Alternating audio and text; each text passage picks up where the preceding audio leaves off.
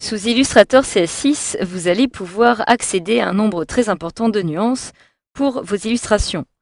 Donc ces nuances sont en fait des couleurs, des teintes, des dégradés et des motifs. Et toutes les nuances qui sont associées à un document vont en fait être répertoriées dans le panneau nuancier que vous pouvez retrouver ici. Donc dans ce petit panneau nuancier, comme vous pouvez le voir, vous allez retrouver ici, dans un premier temps, les différentes nuances par défaut qui sont prédéfinies par votre logiciel et dans lesquelles vous allez pouvoir retrouver des nuances individuelles, telles que celle-ci, ou encore ici d'autres nuances, comme la nuance sans, qui va vous permettre de supprimer le contour ou le fond d'un objet, mais qui est impossible de modifier ou de supprimer, ou encore la nuance de repérage, qui va vous permettre de générer l'impression des objets auxquels vous avez appliqué cette nuance pour le fond ou le contour. Vous avez donc ici les nuances individuelles et en dessous, vous allez pouvoir retrouver des groupes de nuances. Donc pour sélectionner par exemple plusieurs nuances, il me suffit de cliquer ici sur le petit dossier une fois et j'ai donc tout le groupe de nuances qui est sélectionné. Je clique en dehors pour la désélectionner. Vous pouvez, si vous le souhaitez, maintenant décider d'ajouter une nuance. Donc pour cela, plusieurs façons de procéder. Admettons ici que je trouve une nouvelle couleur qui me plaise, comme par exemple celle-ci. Je peux décider de l'ajouter directement. En me rendant tout en haut à droite, je peux afficher les options.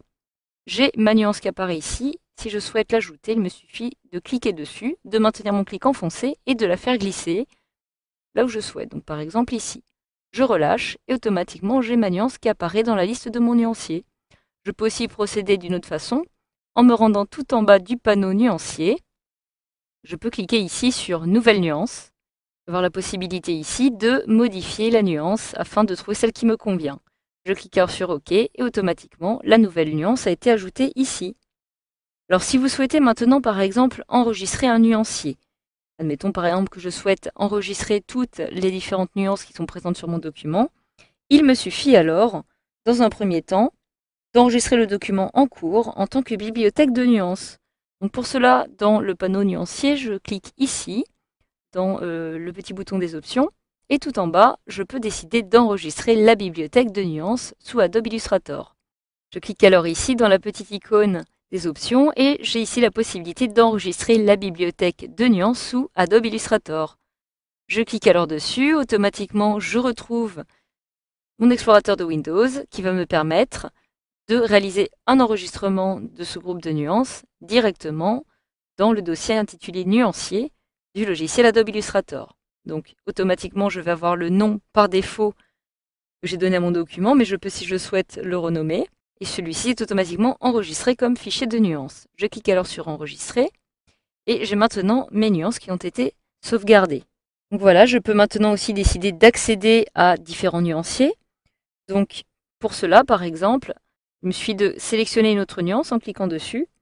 Et je vais maintenant, toujours depuis le menu d'options du nuancier, cliquer sur Ouvrir la bibliothèque de nuances. Alors j'ai ici accès à toutes les différentes nuances qui me sont proposées par défaut par Illustrator, comme par exemple, je peux décider d'accéder au catalogue de nuances qui représente des métaux. Je peux donc le faire apparaître directement dans ce petit panneau. J'ai ici les couleurs d'or, d'argent, de bronze, etc., que je pourrais utiliser dans mes documents. Je peux de la même façon accéder à ce petit catalogue tout simplement en cliquant ici, qui va me permettre d'accéder à la bibliothèque des nuances. Si je me rends cette fois-ci tout en bas, je vais pouvoir retrouver la bibliothèque utilisateur et automatiquement, je retrouve ici le nuancier que j'avais précédemment sauvegardé.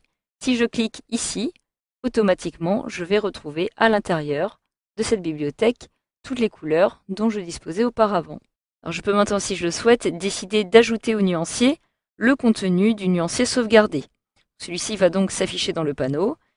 Je vais alors fermer ce petit panneau en cliquant sur la petite croix.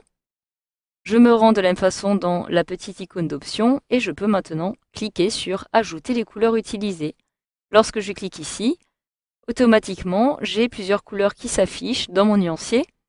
Alors, les couleurs ajoutées vont toutes avoir un petit triangle qui va apparaître ici dans le coin. Donc, toutes ces couleurs viennent bel et bien d'être ajoutées à mon nuancier. Il s'agit de toutes les couleurs que j'ai utilisées sur mon document et donc celles que j'avais précédemment sauvegardées.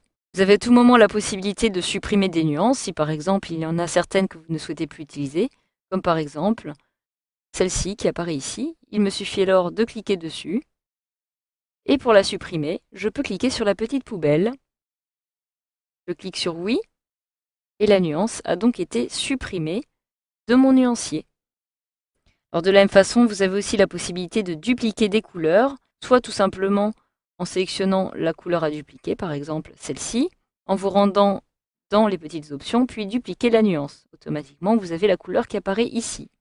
Si j'en sélectionne une autre, celle-ci par exemple, et que je clique dessus, je la déplace vers Nouvelle nuance, automatiquement, la nuance a été dupliquée de la même façon.